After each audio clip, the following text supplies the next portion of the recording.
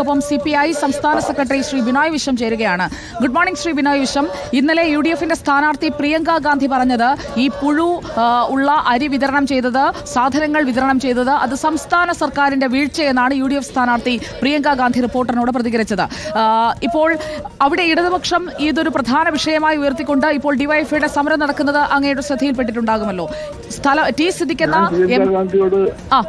പറയൂ. പ്രിയങ്ക ഗാന്ധിയിലെ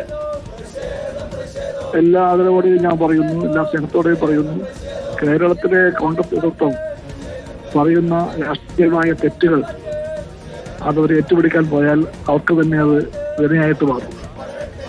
കേരളത്തിലെ കോൺഗ്രസിന്റെ രാഷ്ട്രീയം ഒറ്റതൊക്കെ ഞാൻ പറയാം, അത് പുഴു അരിച്ച രാഷ്ട്രീയമാണ്. അതിന്റെ കൂടെ ഇതുപോലെ കൂടാൻ അവർ തീരുമാനിച്ചാൽ she will be in troubles. അതെനിക്ക് പറയാനുള്ളത്, വേറെ ഒന്നും പറയാനില്ല.